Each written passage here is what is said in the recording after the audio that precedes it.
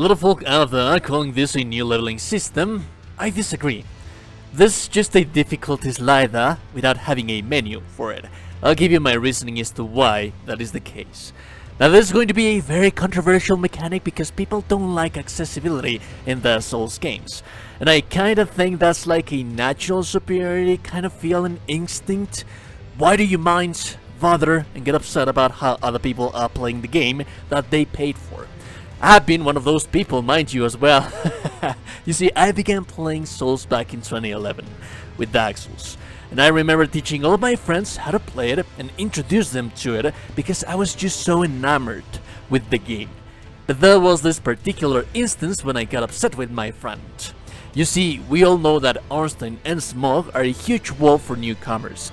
I spent hours and hours in my first playthrough trying to beat them with a build that wasn't even properly made, nor optimized, nor with the proper upgraded weapons. So my level of difficulty and challenge against them was somewhat artificial and indirectly self-imposed.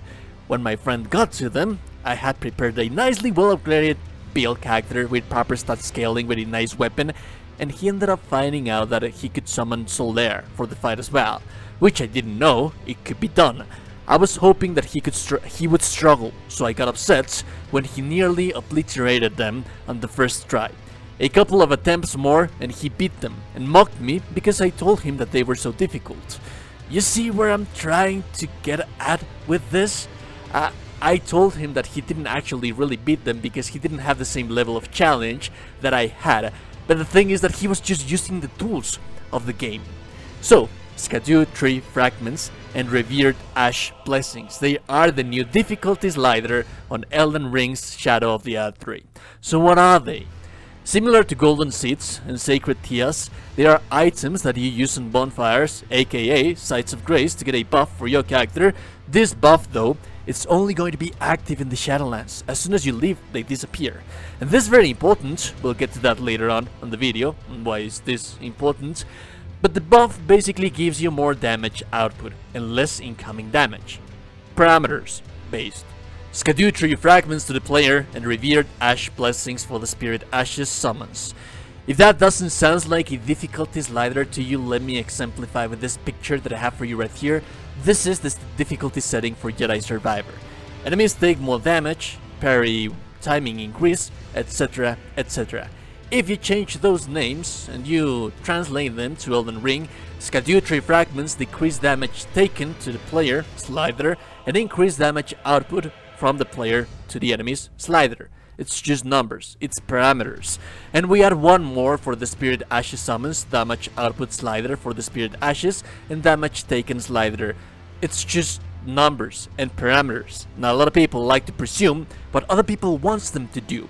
I think that we all have seen these statements or arguments on a discussion on media how developers intend the game to be played. No, we cannot presume to know what other people that we don't even know want. However, there is a whole bunch of game design philosophy that we can analyze to somewhat interpret, which is very different than claiming to know what people want us to do.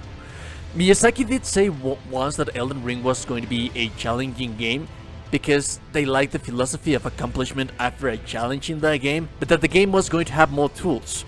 Tools that have always existed in Souls games. Having a properly made build is a tool. Elden Ring introduced Spirit Ashes as well, exploration to refine your character more, and it still punishes you when you mess up your character. If you're a new player and you don't invest in the game's mechanic, you struggle on Morgoth, for example. Somebody tells you to go out there, explore and level up.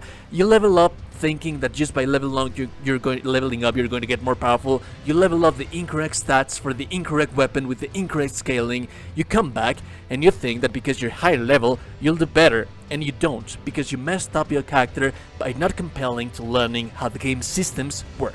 But still, the tools are there, and they are the same tools that you can use to self-impose a challenge tailored to your needs. Let's exemplify with Malenia as well. She's difficult of course, but there's a huge array of counters that you can do to beat her. First, learning what she's good against. Shield playstyles, which is my playstyle. It might seem imbalanced and unfair that she heals whenever she deals damage to you, especially while you are blocking, but that only means that you have to adapt to that. The game is telling you that you shouldn't be blocking because she's going to heal, it's obvious. So dodge, learn the moveset and dodge instead of blocking. If that's still too difficult for you, you do not know how to dodge, you can't get accustomed to that moveset, you get Bloodhound Step, and she becomes a joke when you fight her using the Bloodhound Step. Or maybe you get Bolt of Grandsex and Sniper away. The same thing works with the Blasphemous Blade, because now you're the one healing and you're attacking from a distance. It's just choices and adaptability to the game. Erdtree fragments do a whole bunch of things, so let's list them and talk about them. First, it helps low-level players that want to enter the DLC with low-level characters. The DLC is an endgame area. The DLC is an endgame 120 to 150 properly optimized build area. If you want to make a new character and want to get weapons from that to use in the rest of the game, it could also help with that. Or maybe you're just under-leveled and you still want to enter the DLC, maybe they could help with that. Although it has to be mentioned that there's a level barrier in here that is going to prevent you from entering if you don't have the proper level or proper builds. Mogwin, which is a very difficult optional boss. I would even say that he's on par with difficulty with Malenia if you do not know how to fight him, or you don't have the proper level or proper builds, you still have to bypass Mogwin. So there's that. I think that they're also going to add some kind of balance to weapons in Elden Ring. Elden Ring is a very unbalanced, really strict meta game on PvE. It's just spam the highest damaging Ashes of War. You can use Mogwin Spear and use YOLO the entirety of the game with the Ash of War, but maybe I like the Mikola Knight Sword because I like the looks, the fashions, the style, the moveset, but the weapon is trash, it's not meta and it doesn't deal as much damage as the meta weapons. I do want to ramp up her damage, so Erdtree fragments could do that for me. Although I still disagree with this kind of balance system because it only means that it can break and overpower even more the damage of the already meta and broken weapons and Ashes of War of the game, so there's that. Now, finally, this one is a little bit more of a speculative bias on my side. Souls DLCs have always had this philosophy of being much more difficult because they don't belong in the main game. Usually bosses like this fall in the same category. Miyazaki has said that you can expect a challenge similar to Millennia in the DLC, and that the challenge that you're going to expect in the DLC is going to be endgame challenge. Now, Millennia is one of gaming history's harder and most difficult bosses, but she's not a main part of the experience, so if you really don't want to struggle against her, you can bypass her and still beat the game.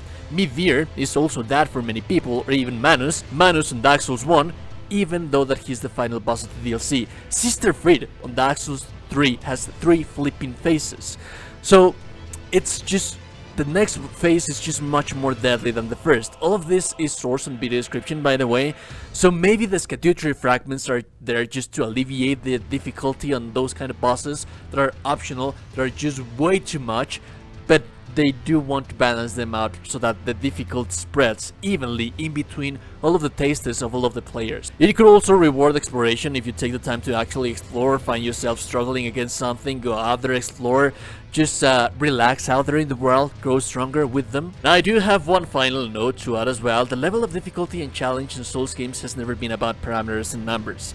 It has always been about this dance and the waltz of you learning how to counter the movesets of the enemies. You die, you learn, you get accustomed to the enemies' animations, hitboxes, dodge, windows, punish windows, all of that while still having a nice challenge, not a sponge boss in front of you. The only way parameters affect is you learning how to get the most of a properly made build, and that's also a player reward for learning how the not at all beginner-friendly scaling and stat system works in Souls games. It remains to be seen the level of health pools that the bosses have in the DLC. The only official word that we have so far is that the challenge is similar to that of Ramazula or the Erdtree, and it was just the endgame areas. So, me personally, if I'm going to give you my recommendation, if the bosses have the same health pools as Radagon, the Divine Beast, Malekith, I can just completely ignore and bypass the Erdtree fragments and leave them be.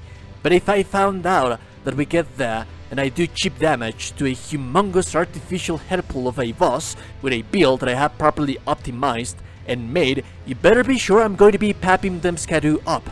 Although, I very much don't think that'll be the case. They are an extra tool available for you to tailor the challenge and use if you feel that the challenge is no longer enjoyable but frustrating. So there is indeed that. Anyways, if you like the content and like it, I super appreciate it. No one's told you today you're a gorgeous and beautiful person. You're indeed a gorgeous and beautiful person. Like the video, subscribe to the channel. Have a beautiful day, and goodbye.